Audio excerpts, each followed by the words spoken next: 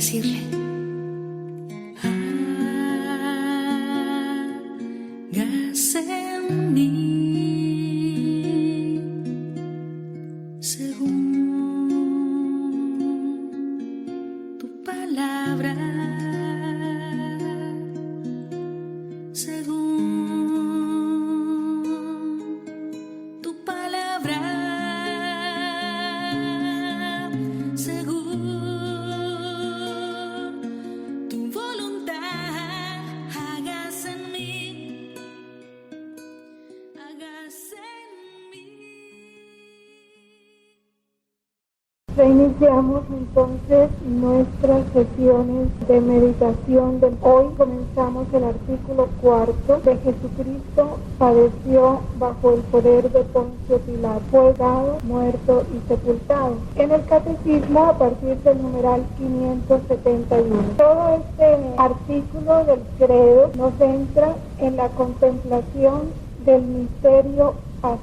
Todos sabemos que ese misterio pascual comprende la pasión, la muerte y la resurrección. El misterio pascual es el centro de la buena nueva. ¿Por qué? Todos lo sabemos. ¿Por qué es el centro de la buena nueva? Porque la buena nueva es lo que Cristo nos vino a esta buena noticia del Padre. ¿Cuál es la buena noticia del Padre? Infinito amor. Y en Jesús el Padre nos dijo: Juan de mí desde la encarnación, toda la máxima expresión de su amor estuvo en la pasión, en su muerte y en su resurrección. Pudiéramos ver por qué, que es el culmen. Ahí se concentró y es como la cumbre de todo, porque fue en la donde él venció el pecado, venció la muerte, triunfó sobre la muerte, triunfó sobre el pecado y nos abrió las puertas del cielo. La consumación de Jesús en el amor se dio en la cruz. Y ese es el anuncio de los apóstoles, ¿no? Que Cristo murió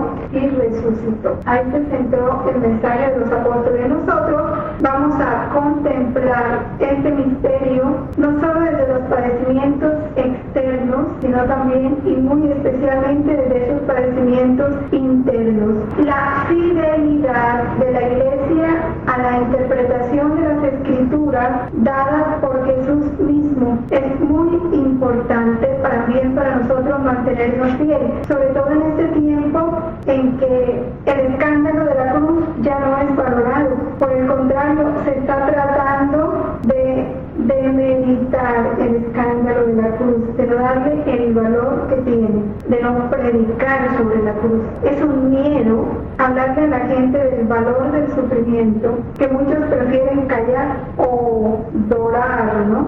Endulzar el mensaje. Y al tratar de endulzarlo, de atenuarle su fuerza, lo desvirtuó, porque el decir que sufrir no es voluntad de Dios, que hay que huir de la cruz, no es niégate sino el afírmate, todo eso son cosas en contra de la verdad. La iglesia trata de permanecer fiel, ¿no? Esta cita de Lucas 24, 26, 27, no era necesario que Cristo padeciera eso y entrar así en su gloria, no, es una afirmación. Era necesario que Cristo padeciera, y esa necesidad en Cristo también es necesidad nuestra.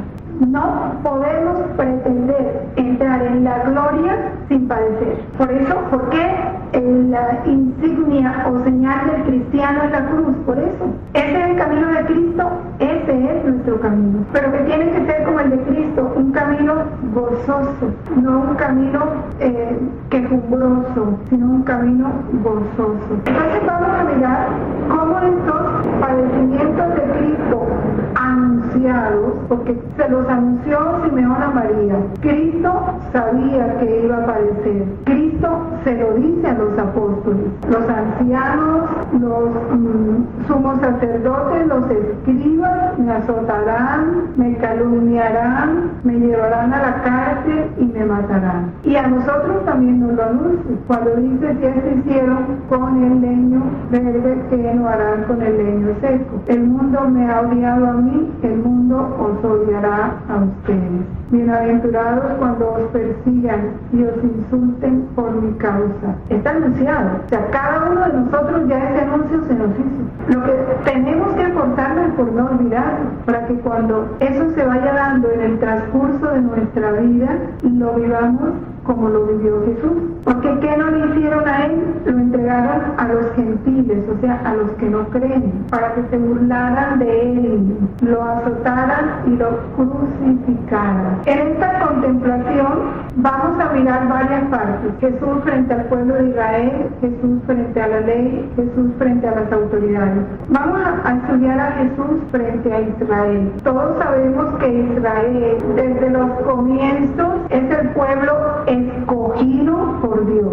Entre muchos pueblos, Dios escoge uno para irlo formando como su pueblo, que es el pueblo de Israel. Y Dios manifiesta por Israel muchos signos de predilección, de protección, a tal punto que los otros pueblos siempre hablaban del Dios de Israel, ¿no? Temían al Dios de Israel, porque sabían que el Dios de ese pueblo era un Dios poderoso, era un Dios justo, y aún los pueblos paganos temían al Dios de Israel.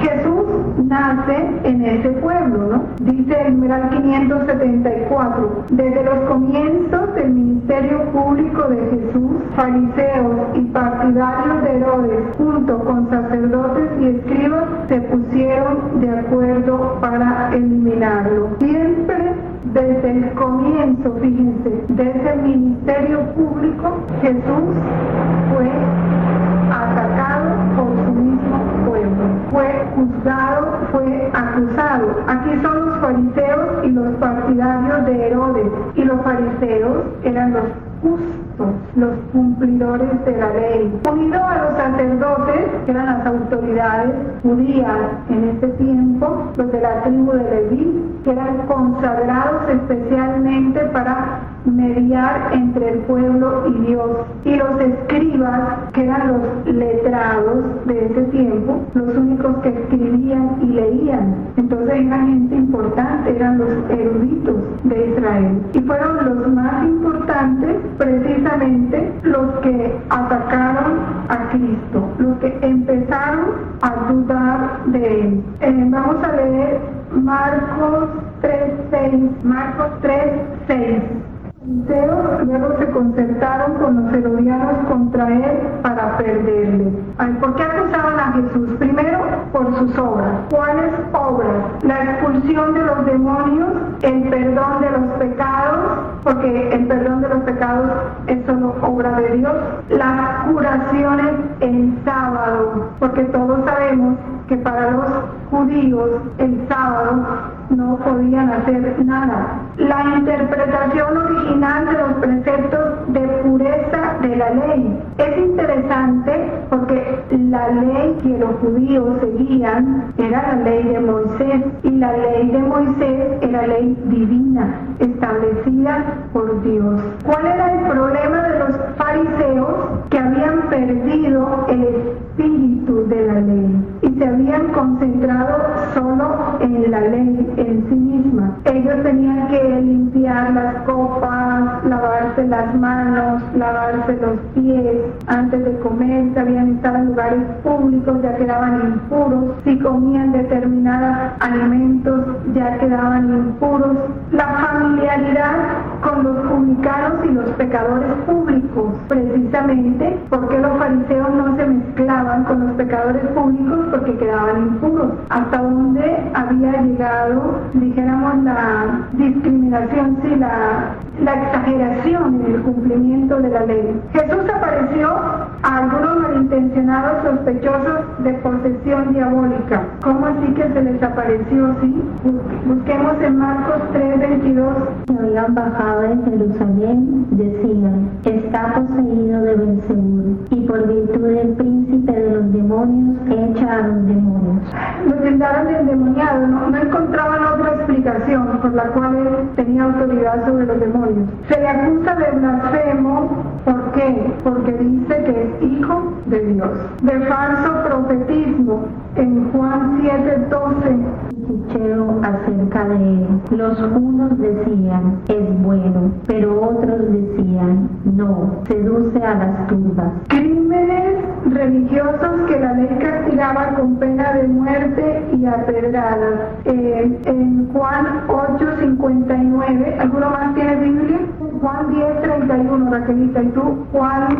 En verdad os digo, antes que Abraham naciese, era yo. Está hablando justo de su divinidad, ¿no? Él ha sido desde siempre, antes de que Abraham naciese, era yo. Raquelita, Juan 10:31, versículo 31. Lea un poco antes, ¿por qué traían piedras para apedrearle? Uno ve. Siempre que Jesús revela el misterio de su divinidad, de su esencia, segunda persona de la Santísima Trinidad, ahí ellos lo consideran como un blasfemo, como un criminal, porque está cometiendo crímenes contra la religión. ¿Y qué importante es esto? Porque todo lo del Nuevo Testamento es profecía del reino de Dios. Muchas verdades, porque la Trinidad, el misterio de la Trinidad, apenas Jesús se los estaba revelando. Le estaba dando a conocer verdades escondidas desde antes de la creación del mundo. Pero ellos no quisieron abrirse a la verdad. No quisieron aceptar nuevas verdades por estar aferrados a su pensamiento tradicional. Y esa es la docilidad y la disposición que Dios quiere de nosotros para las verdades del reino. Porque el Espíritu Santo seguirá manifestándonos nuevas verdades escondidas desde antes de la creación del mundo, que están en el Evangelio, pero que están escondidas, veladas.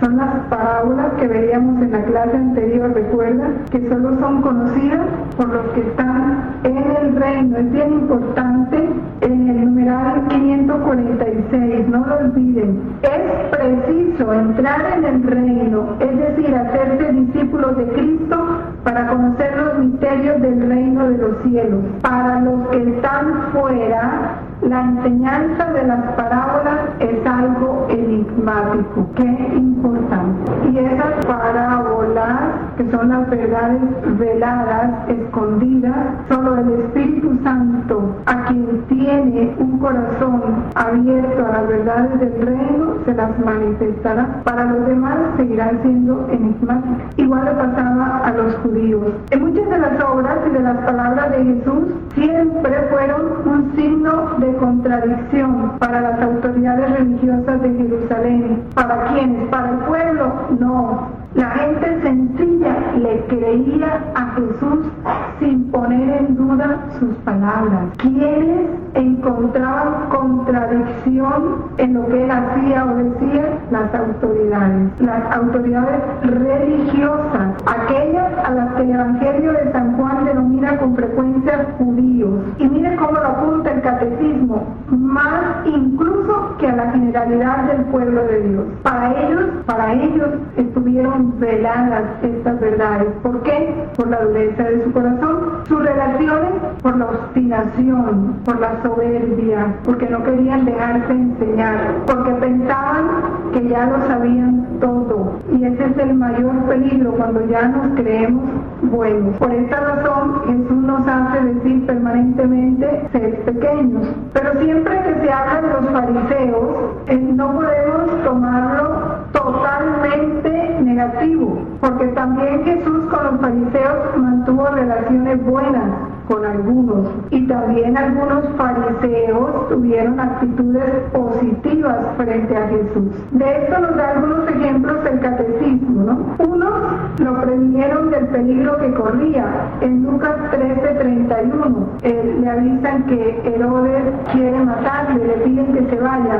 Leámoslo textualmente, Lucas 13:31. En aquella hora se le acercaron algunos fariseos diciéndole, sal y vete de aquí porque Herodes quiere matarte. Jesús también los alaba cuando tiene que alabarlos, como al escriba de Marcos 12:34, y de igual manera come varias veces en casas de fariseos, acepta sus invitaciones, acepta compartir con ellos amigablemente, como Lucas 7:36. Vamos a leer Marcos 12:34. 34. Viendo Jesús cuán atinadamente había respondido, le dijo: no estás lejos del reino de Dios. Y nadie se atrevió ya más a preguntarle. De igual manera nos apoya en las doctrinas verdaderas, como la de la resurrección de los muertos, en las formas de piedad, la limosna, el ayuno y la oración, la costumbre de dirigirse a Dios como Padre, carácter central del mandamiento del amor a Dios y al prójimo. Leamos, Raquelita, quiere buscar Mateo 6:18 y Marcos 12:28-34. Se le acercó uno de los escribas que había escuchado la disputa, el cual, viendo cuán bien había respondido, le preguntó: ¿cuál es el primero de todos los mandamientos?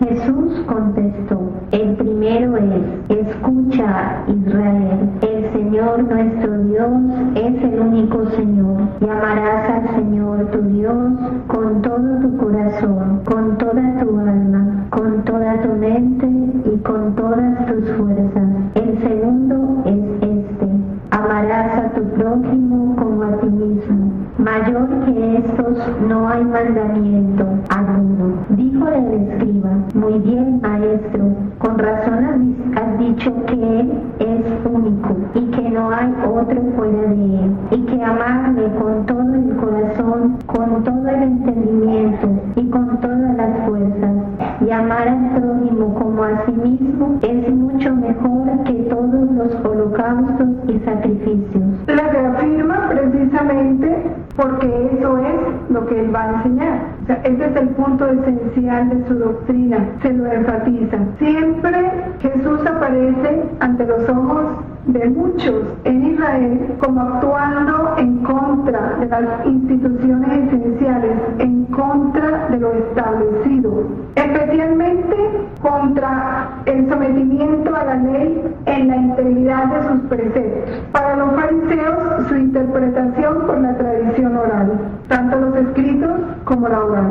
También contra el templo, lo ven que actúa contra el templo de Jerusalén. El templo de Jerusalén era el lugar santo para los judíos. Todos tenían que ir allá siquiera una vez al año, y en todas las fiestas judías tenían que subir al templo, porque era allí el lugar donde Dios habita de manera privilegiada. Y también contra la fe en el Dios único, cuya gloria nadie puede compartir, porque Jesús se decía Hijo de Dios, se hacía uno con el Padre. Frente a este pueblo de Israel hay un punto importante que vamos a considerar por separado, que es Jesús frente a la ley y Jesús frente al templo. Yo los invito, mientras meditamos esto, que no lo veamos como algo histórico, como algo que pasó y estamos conociendo, no. Veámoslo como algo profético, como aquello de que lo que Jesús vivió, lo que el pueblo de Israel vivió frente a Jesús y lo que Jesús vivió frente al pueblo de Israel se repite en el reino de Dios. Es necesario entenderlo así, para nosotros disponernos a vivir estas mismas situaciones cuando nos toque desde Jesús, vivirlas en Él. Acuérdense que ya no tenemos otra meta sino ser Jesús, y si la vida de Jesús tiene que reproducirse en nosotros, como lo dice Él en las alabanzas, desde su encarnación y así en cada uno de sus misterios hasta su gloriosa resurrección, entonces tenemos que disponernos a vivirlo como Él lo vivió. Este capítulo de Jesús es la ley muy importante. San Pablo nos habla mucho de eso y dice que nosotros ya no debemos vivir bajo la ley, sino bajo la gracia, el Espíritu. Y lo doloroso es que estamos a veces bajo la ley. Comprendiendo esto nos va a dar mucha luz para ver qué es lo que Dios quiere realmente de su iglesia y muy especialmente de cada uno de nosotros, porque aquí nos toca ver iluminar nuestra vida. Cuando Jesús, en el numeral 577, en el Sermón de la Montaña, hace una advertencia solemne presentando la ley dada por Dios en el Sinaí, con ocasión de la primera alianza, a la luz de la gracia de la nueva alianza. Por eso esos capítulos 4, 5, 6 y 7 de Mateo son bien importantes para entender realmente la buena nueva. O sea, ¿qué fue lo que Jesús vino a enseñarnos? Y así podemos comprender por qué los 10 mandamientos ya no son nuestra ley. No penséis que he venido a abolir la ley y los profetas. No he venido a abolir, sino a dar cumplimiento. Sí, os lo aseguro, el cielo y la tierra pasarán antes que pase una i o un ápice de la ley sin que todo se haya cumplido. Por tanto, el que quebrante uno de estos mandamientos menores y así lo enseñe a los hombres, será el menor en el reino de los cielos. En cambio, el que los observe y los enseñe, ese será grande en el reino de los cielos. Fíjense lo que dice Jesús: el cielo y la tierra pasarán antes que pase una i o un ápice de la ley. ¿Y qué es una i? ¿Qué es un ápice? Una coma. ¿Nada? Si meditáramos en estas palabras, el que quebrante uno de estos mandamientos menores, ¿qué pudiéramos considerar un mandamiento menor? ¿Qué del Evangelio podemos llamarlo mandamiento menor? Que vuestra palabra sea sí, sí, no, no, porque lo que se sigue de ahí lo agrega el maligno. Que hasta de una sola palabra que salga de nuestra boca tenemos que dar cuenta a Dios.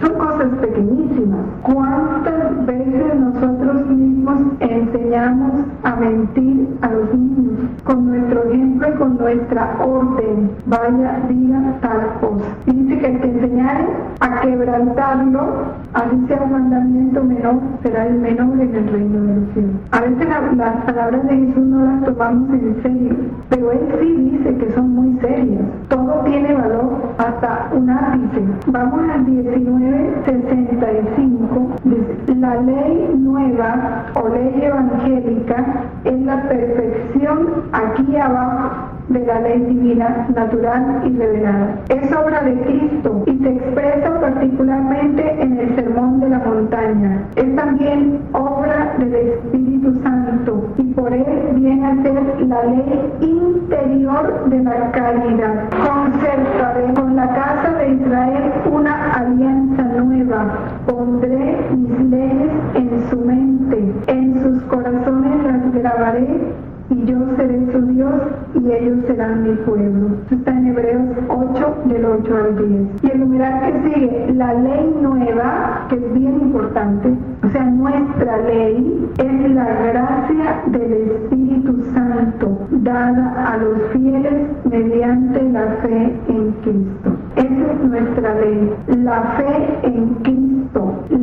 ¿Qué es la gracia del Espíritu Santo? ¿Cuál es la gracia del Espíritu Santo? La vida de Cristo. ¿Y cuál es la vida de Cristo? El amor. Esa es nuestra ley, el amor. Quien vive en el amor no peca. Esa es nuestra ley, el amor. Amando, si vivimos en la gracia, en la vida del Espíritu, y la vida del Espíritu es el amor, porque el Espíritu Santo es el amor que procede del Padre y del Hijo, y esa tiene que ser nuestra vida. No pecaremos ni de pensamientos, ni de palabras, ni de obras.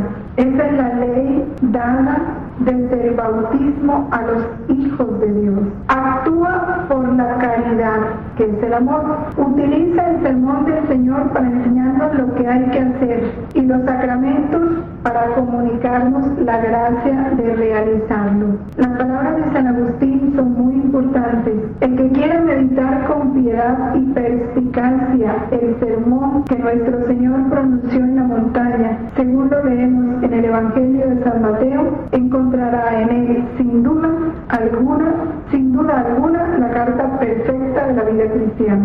Este sermón contiene todos los preceptos propios para guiar la vida cristiana.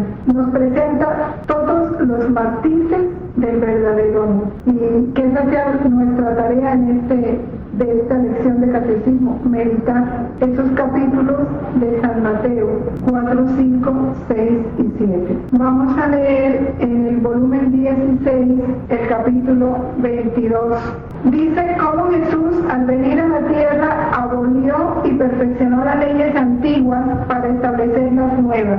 Así ahora con la santidad del fiat voluntas tua, ¿ves? Igualmente va a cambiar leyes para perfeccionarlas, para llevarlas a su perfecto cumplimiento. Hija de mi supremo querer. Estamos en el volumen 16, capítulo 22. Estoy escribiendo en tu alma la ley de mi voluntad y el bien que ella lleva. Primero quiero escribirla en tu alma y luego poco a poco te la explicaré. Has de saber que cuando vine a la tierra, vine a abolir las leyes antiguas y otras a perfeccionarlas. Pero a pesar de que las abolía, no me eximí de observar aquellas leyes. Es más, las observé en modo perfecto, como no lo hacían los demás. Debiendo unir en mí el antiguo y el nuevo, quise observarlas para dar cumplimiento a las leyes antiguas,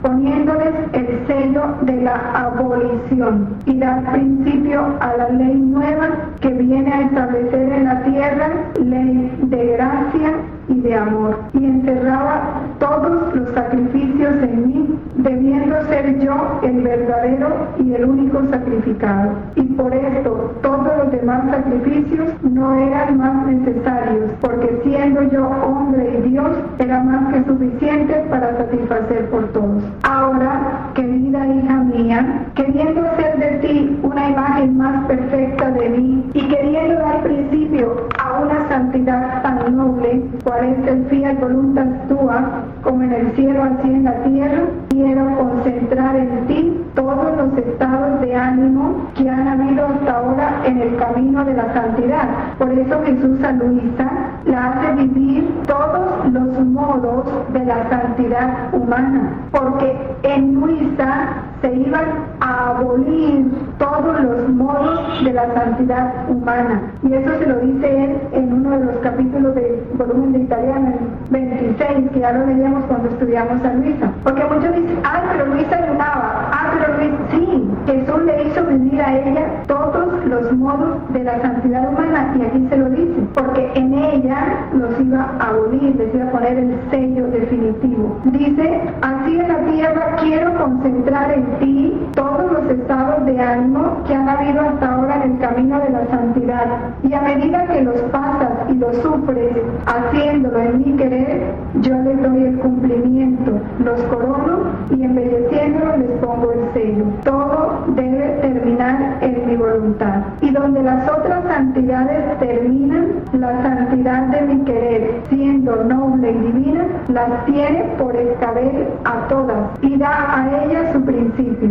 Por eso déjame hacer, hazme repetir en mi vida, y lo que hice en la redención con tanto amor, ahora con más amor quiero repetirlo en ti, para dar principio a que las leyes de mi voluntad sean conocidas, pero quiero tu querer unido y perdido en el mío. Igual en el volumen 26, en el capítulo 7, vamos a leer solo una parte.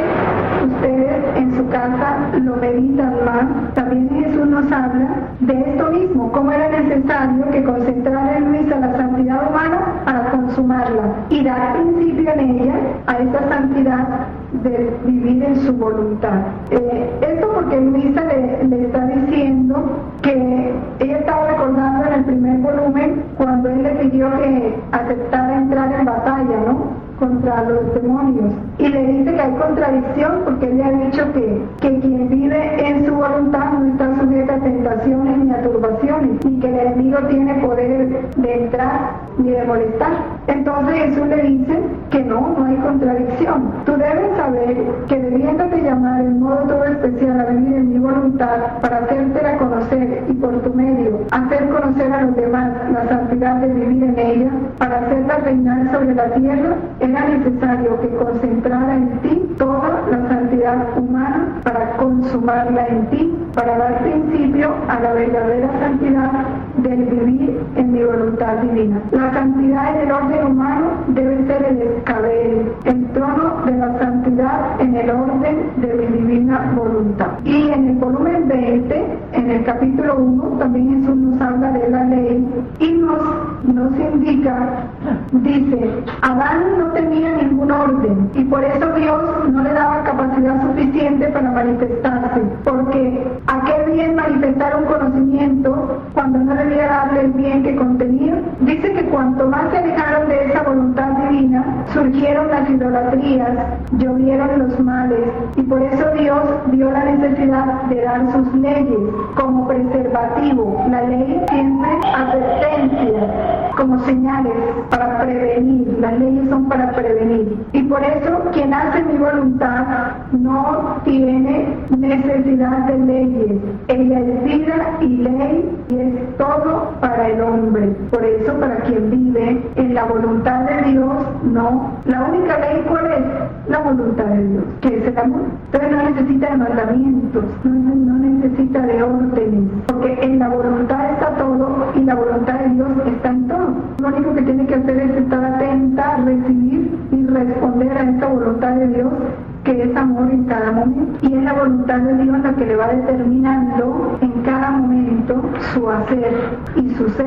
Es el perfecto abandono. Jesús, en el 578, Mesías de Israel, por lo tanto, el más grande en el reino de los cielos, se debía sujetar a la ley cumpliéndola en su totalidad, hasta en sus menores preceptos según sus propias palabras. Ya lo leíamos en el volumen, ¿no? Es el único que puede hacerlo perfectamente. Nadie cumplió la ley mosaica tan perfectamente como la cumplió Jesús. Los judíos, ellos mismos lo confiesan, nunca pudieron cumplir la ley en su totalidad sin violar el menor de sus preceptos. Tenían tantos, que se volvió una carga la ley. Por eso tenían la fiesta de la expiación, ¿no? Que la celebraban anualmente, y en esa fiesta ellos pedían perdón a Dios por las transgresiones a la ley, que lo podíamos llamar el pecado de los judíos, ¿no? Claro que todavía no podía hablar de pecado porque no tenían la gracia. La ley constituye un todo, como recuerda Santiago, quien observa toda la ley, pero falta un solo precepto, se hace reo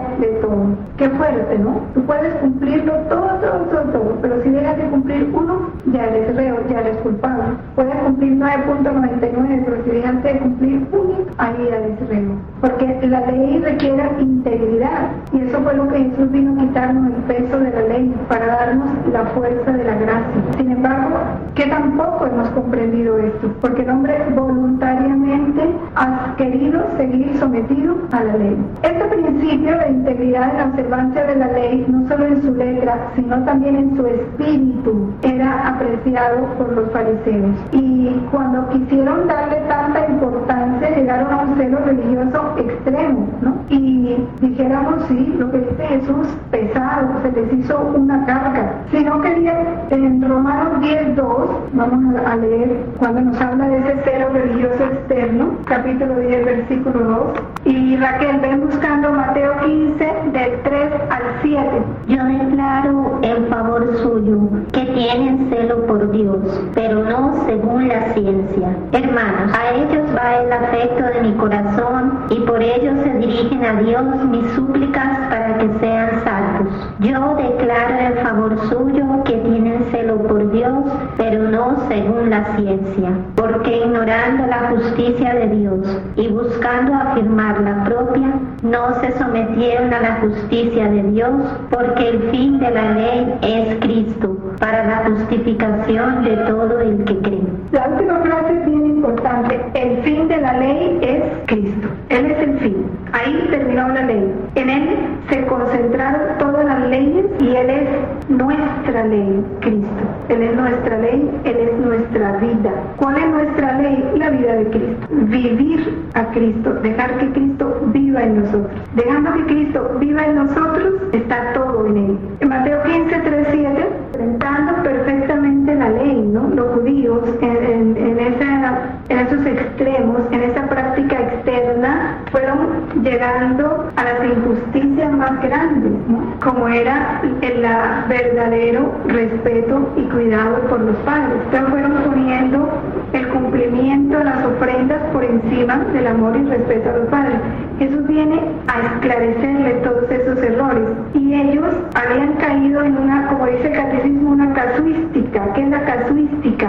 La casuística es esa parte de la teología que estudia los casos particulares de conciencia, y ellos habían quedado en una casuística hipócrita, fuera de la verdad. Entonces se hacían escrutadores de las faltas de conciencia de los otros, pero no de una manera justa, sino injusta. El fariseísmo, el típico fariseísmo. En el numeral 580, el cumplimiento perfecto de la ley no podía ser obra sino del divino legislador, que nació sometido a la ley en la persona del Hijo. Cada una de estas palabras nos lleva a profundizar más y más en la infinita misericordia de Dios en el misterio de la encarnación. El autor de la ley se somete a la ley sin excepciones. Jesús se sometió a todas las leyes judías, que pudiéramos decir de una manera injusta, porque la circuncisión en Cristo fue injusta, Él no la merecía. ¿Qué purificación iba a necesitar Jesús?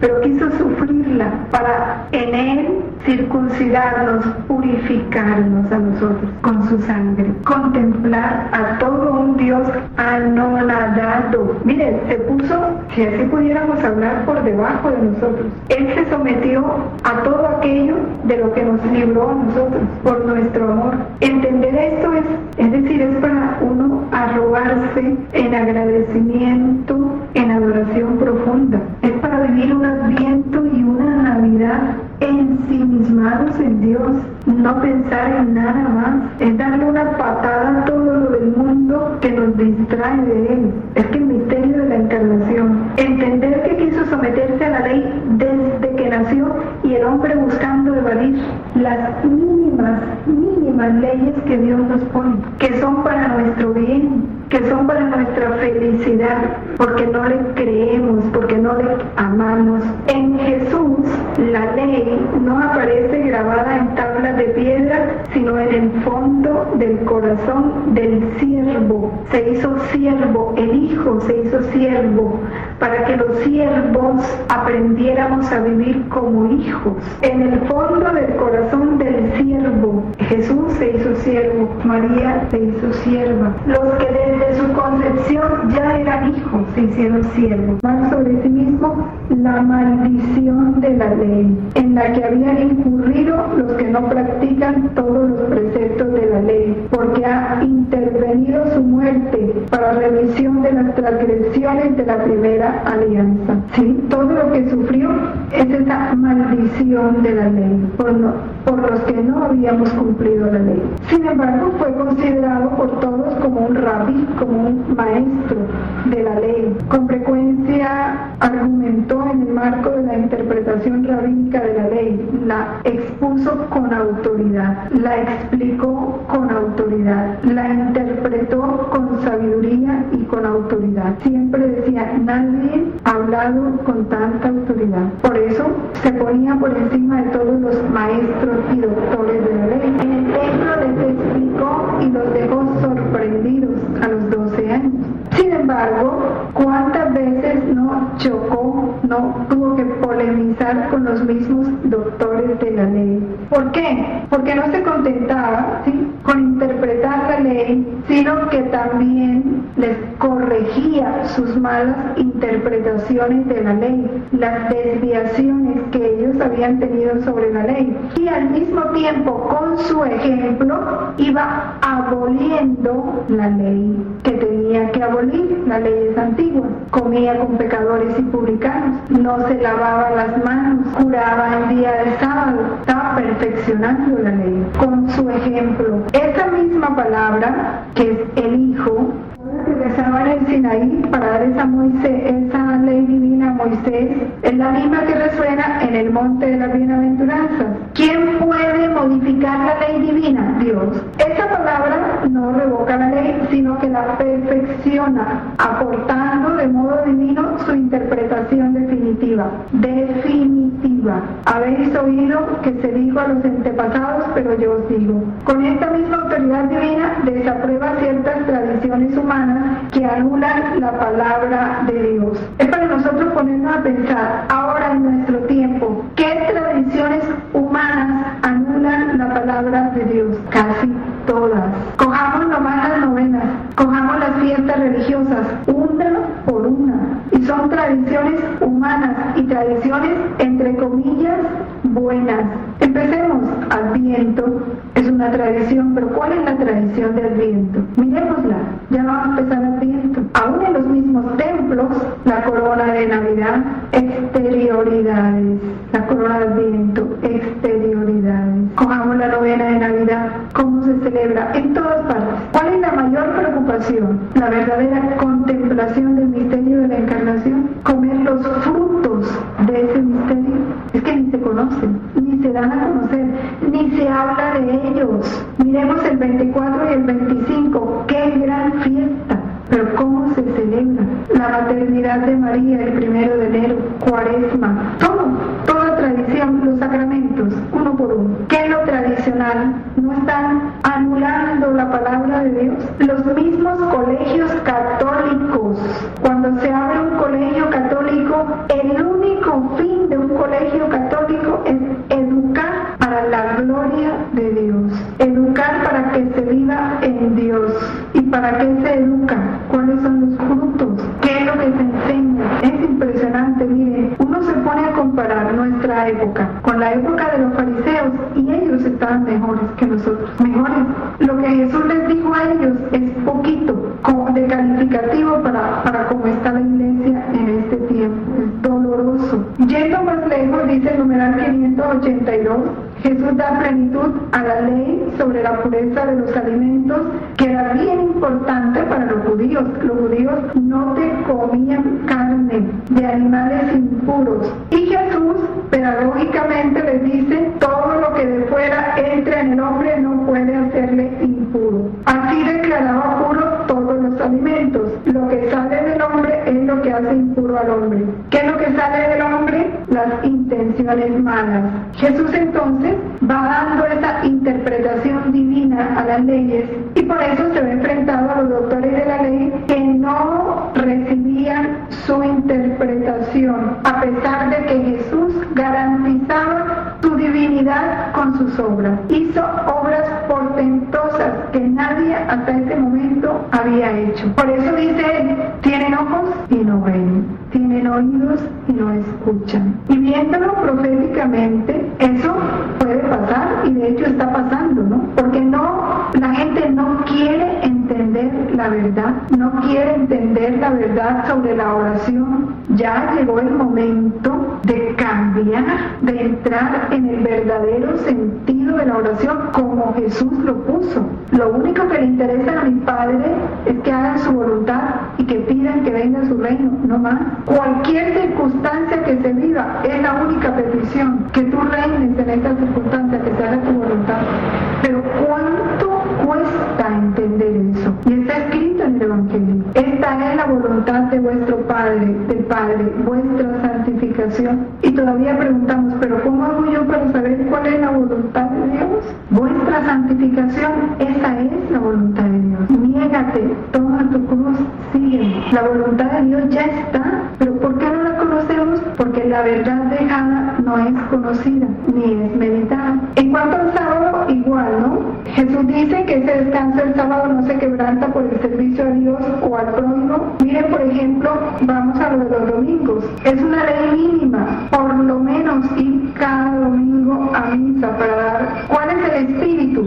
Glorificar a Dios, darle gracias, rendirle culto público. Pero somos tan egoístas y estamos centrados en nosotros mismos porque la misa del sábado fue establecida solo y únicamente para aquellos que no podían ir a misa el domingo, no más, no para que durmieras más el domingo, para los que no relativamente no podían ir a misa el domingo, no más, los que tenían situaciones forzosas. Entonces la iglesia, como madre benevolente, dijo, bueno, les permitimos que el precepto lo cumplan el sábado en la tarde, y todo el mundo ahora se le da por ir a misa el sábado en la tarde para poder dormir todo el día del domingo. Así somos las madres, en acomodarnos. Ahora vamos entonces a leer en el volumen 16 del capítulo 34, que nos habla cómo Jesús en la flagelación, cuando habla, ¿no?, de que todo el peso de la ley se fue sobre él, quiso ser desnudado para dar de nuevo a la criatura vestiduras reales. ¿Quieres conocer la causa por la que que fui desnudado, cuando fui flagelado, en cada misterio de mi pasión, primero me ocupaba de reajustar la rotura entre la voluntad humana y la divina, y luego en las ofensas que esta rotura produjo. Cuando el hombre en el Edén rompió los vínculos de la unión entre la voluntad suprema y la suya, se despojó de sus vestiduras reales de mi voluntad, por eso se vio desnudo, y se vistió con los miserables harapos de la suya, débil, inconstante, impotente para hacer algo de bien. Dice la Biblia que Dios los cubrió, ¿no? Cogió hojas y los cubrió. Es indicando cómo había perdido la vestidura divina y ya su vestidura iba a ser puramente humana, de lo material. Mi voluntad era un dulce encanto que lo tenía absorto en una luz purísima. No le hacía conocer otra cosa que a su Dios, o cómo era feliz el hombre y cómo la divinidad se deleitaba en darle tantas partículas de su ser. Antes de ser atado a la columna para ser flagelado, quise ser desnudado para sufrir y reparar la desnudez del hombre cuando se desnudó del vestido real de mi voluntad. Sentí en mí tal pena y confusión al verme así desnudo en medio de mis enemigos que se burlaban de mí, que lloré por la desnudez del hombre. No lloró porque se burlaban de él, lloró por la desnudez del hombre, y ofrecí a mi celestial Padre mi desnudez para hacer que el hombre fuera revestido de nuevo con el vestido real de mi voluntad, y como pago para que esto no me fuera negado, ofrecí mi sangre, mis carnes arrancadas a pedazos, y me hice desnudar no solo de los vestidos, sino también de mi piel, para poder pagar el precio y satisfacer el delito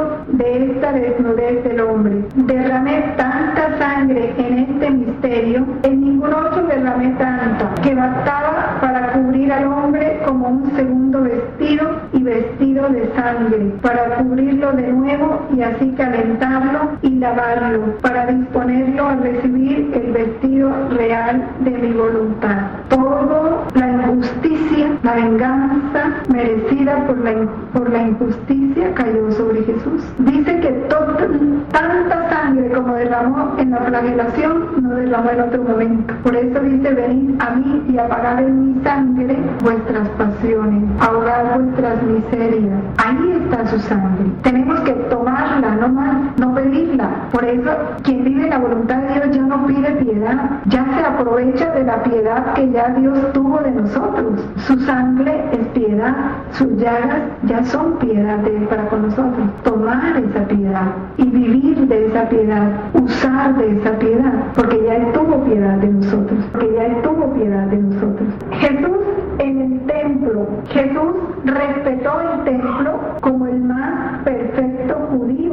Ya a los 40 días va con sus padres para ser presentado en el templo. A los 12 años también sube con los padres en la fiesta del templo y decide quedarse en el templo para recordar a sus padres que se debía ocupar de los asuntos de su padre, entre los doctores de la ley. Ya con eso estaba dando un signo de él como el gran maestro de la ley, ese que iba a consumar en sí la ley antigua y hacerse él la nueva ley. En su vida oculta también subió allí al templo todos los años con ocasión de la Pascua. Durante su ministerio público también hizo sus peregrinaciones a Jerusalén en los tiempos de las grandes fiestas judías. Y Jesús, como el más perfecto judío, siempre consideró el templo como ese lugar santo dedicado a la gloria y al culto de su Padre. Ayer ese día que leíamos el Evangelio de cuando Jesús arroja a los vendedores del templo, porque habéis convertido la casa de mi Padre en una casa de mercado, cumpliendo así lo que decía el profeta: el celo por tu casa me devora. Y ese respeto que aprendieron los apóstoles de Jesús por el templo, ellos lo continúan. En los Hechos de los Apóstoles vemos todas las veces que ellos entran al templo. Ahí fue donde Pedro le dice al paralítico: no tengo ni plata ni oro, lo que tengo te lo doy, levántate y anda, ¿no? Y lo sana, el que se sentaba a la puerta del templo, justo cuando ellos entraban al templo a orar. Porque igual los apóstoles, igual que Cristo, seguían cumpliendo las leyes judías, fueron haciendo un cambio progresivo del judaísmo al cristianismo, no sin algunos resquemores que ya en las cartas se ven como Pedro todavía le costaba dejar de comer carnes impuras delante de los judíos, lo que ellos consideraban impuros, y entonces tiene esa visión, ¿no? Y luego la circuncisión, hasta que Pablo dice no más circuncisión, el que se circuncida queda sometido a la ley y no a la gracia, para hacerles entender que ya pasó el tiempo de la ley a la gracia, que ya ellos tenían que vivir en la gracia, no en la ley, y van rompiendo con esas tradiciones, lo cual fue un momento muy fuerte, ese paso, y por eso llegaron a ser considerados sectas, una secta. Ellos no empezaron como la iglesia, no, ellos empezaron como una secta. Poco a poco fueron cogiendo fuerza y Dios fue haciendo crecer a su iglesia, pero la iglesia no empezó entre aplausos, la iglesia empezó en medio de persecuciones y muy fuertes. Sin embargo, pese a lo grande de ese templo, que anuncia Jesús ya próximo a su pasión, que ese templo se iba a destruir, no quedaría piedra sobre piedra. Y como siempre,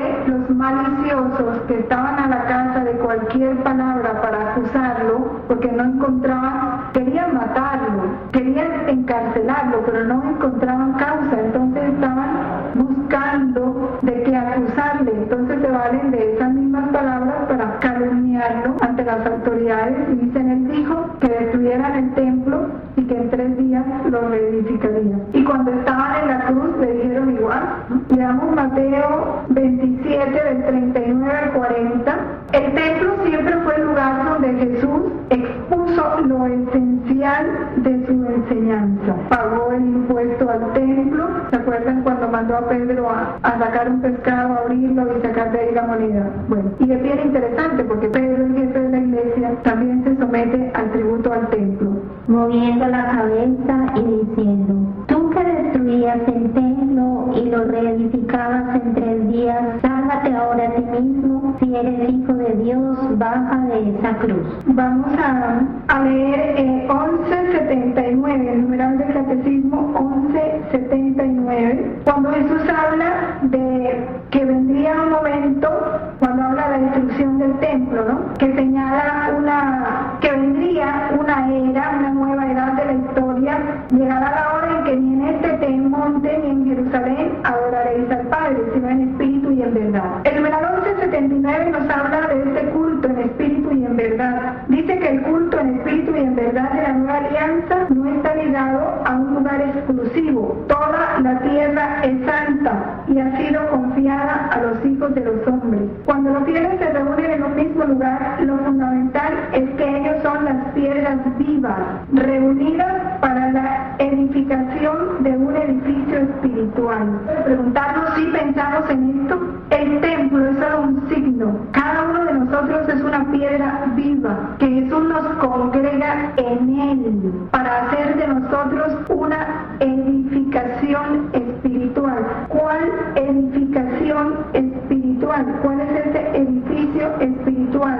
Ese templo espiritual donde brota la fuente de agua viva, la iglesia, su cuerpo. Todos nosotros juntos tenemos que constituir el Cristo total y hacer que Cristo, que es la iglesia, llegue, dice, tenéis que llegar a la edad, alcanzar la estatura de Cristo. ¿Cuál es esa estatura de Cristo? Precisamente cuando Jesús sea todo en todos, entonces todo el cuerpo de Cristo será Jesús, ¿o no? Claro. Si tú eres una piedra y tú eres otra piedra y tú eres otra piedra, pero no eres una piedra viva, sino una piedra muerta, y fuiste bautizado, estás en el cuerpo, pero no formas parte de la vida del cuerpo. Entonces, por tu culpa, todavía ese cuerpo de Cristo no ha alcanzado su debida estatura. La santidad de cada uno de nosotros es una responsabilidad, es un deber, no es una opción, es un deber, porque cualquiera de los bautizados interfiere con su no santidad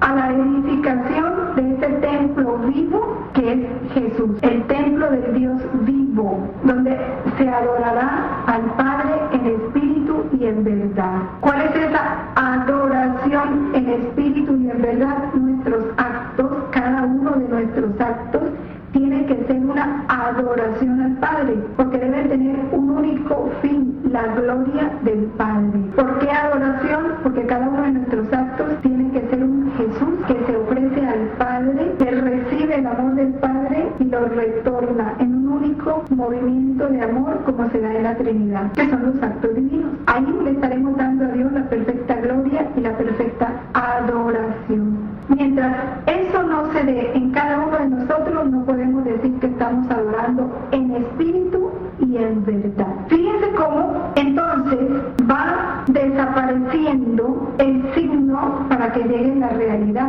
Todo signo es profecía de una verdad que se tiene que dar. La Eucaristía es profecía de lo que nosotros tenemos que llegar a ser, un Jesús vivo. El templo, cualquiera de los templos que hay, sencillamente es un signo de lo que nosotros tenemos que llegar a formar. Primero, en cada uno de nosotros, un templo vivo, donde haya un Jesús permanente, que esté adorando al Padre ininterrumpidamente, que son las hostias vivas. Y cada uno de nosotros, unidos, constituir ese edificio vivo, donde se adore al Padre en espíritu y en verdad, de manera que toda la humanidad sea un único templo, donde se adore y se ame al Padre permanentemente en espíritu y en verdad. Ya en la parte tercera, en el numeral 587, viene el otro punto. Fueron 3 puntos álgidos: la ley, el templo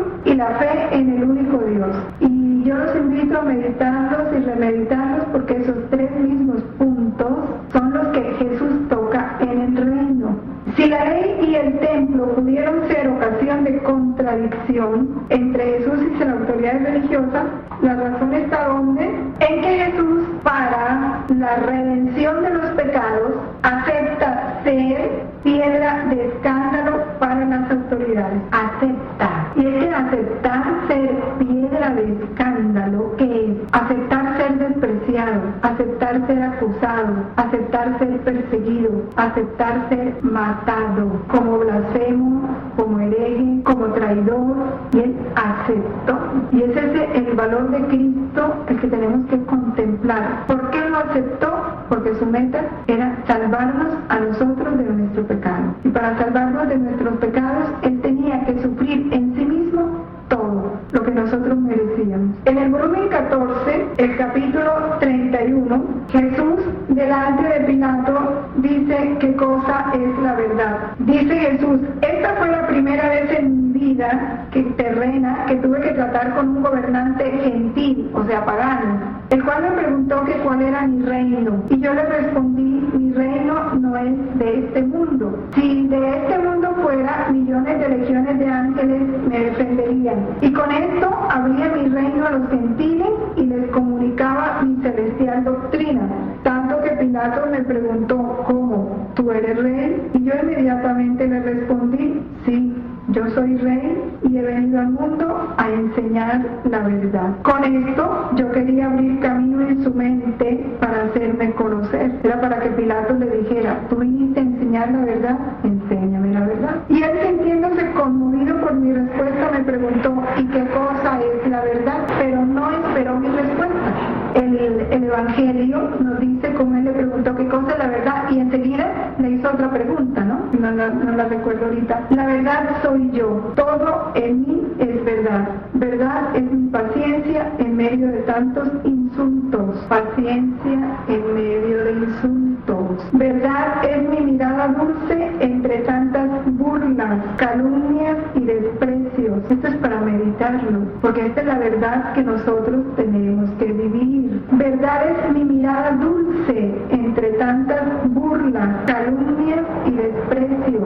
Verdad son mis modos afables y atrayentes en medio de tantos enemigos, que mientras ellos me odian, yo los amo. Mientras quieren darme la muerte, yo quiero abrazarlos y darles la vida. Todo en mí es verdad. ¿Qué hizo Jesús? Escandalizó a los fariseos comiendo con los publicanos y pecadores, y trató a los publicanos y pecadores con tanta familiaridad y con tanta estima como trató a los fariseos. Porque hay un error en pensar que Jesús prefirió a unos y a otros. No, Jesús trató a los fariseos con estima y trató a los publicanos y pecadores con igual estima. El problema fue ese, que ellos vieron que Jesús no hacía diferencia contra algunos de los que se tenían por justos y despreciaban a los demás, como el caso del publicano y el fariseo. Él no reprobó al fariseo por ser fariseo, ni aprobó al publicano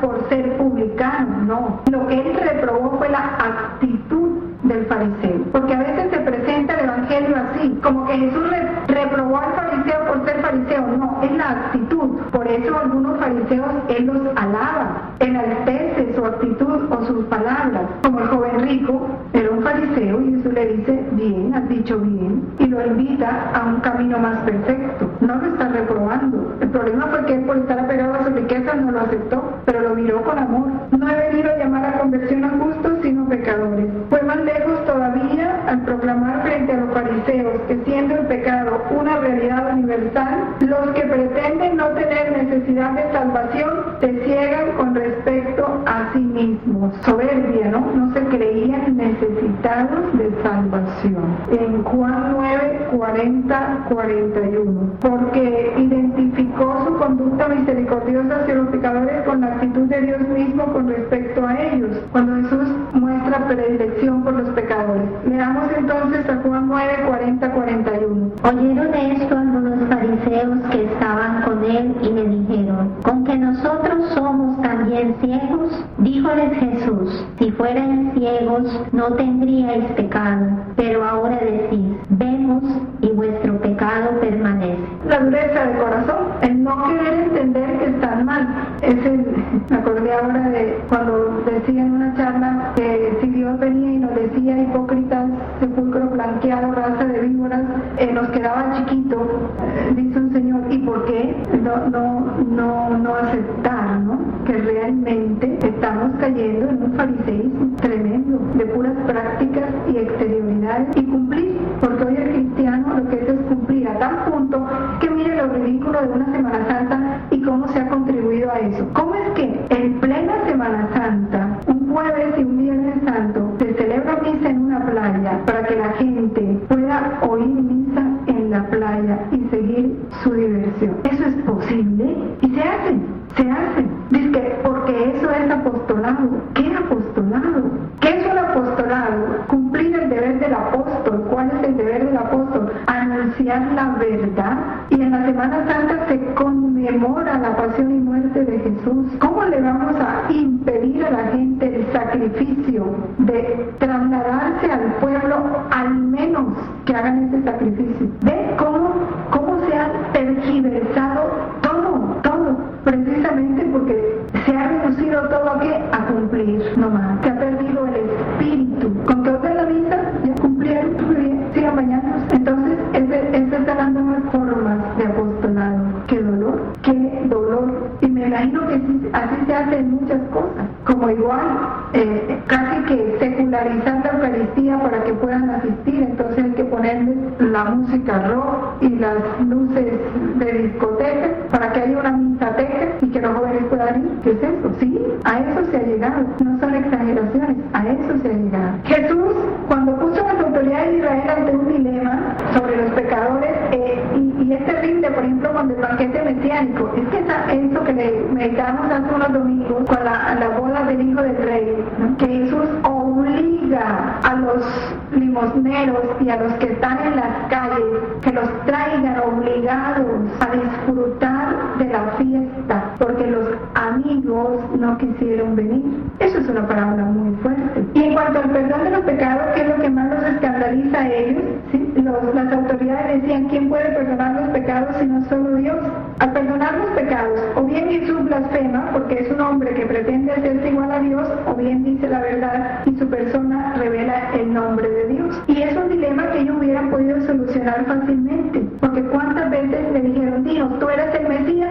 ¿Y qué les dijo Jesús? Se los he dicho, pero no me quieren creer. No es que se los haya dicho envuelto, más de una vez se los dijo directamente, pero no le quisieron creer. Y así va a pasar con el reino de Dios, igualito. Por eso yo digo, nosotros no debemos temer vivir la verdad. Más que hablar la verdad, yo diría vivir la verdad. Así como Jesús dijo: conmigo, verdad es mi mirada dulce en medio de tantos insultos. Podemos decir nosotros, verdad es mi rostro alegre ante la muerte. Verdad es mi paz, mi serenidad en la enfermedad, mi alegría en la enfermedad. Verdad es mi gozo, mi confianza en la más extrema pobreza.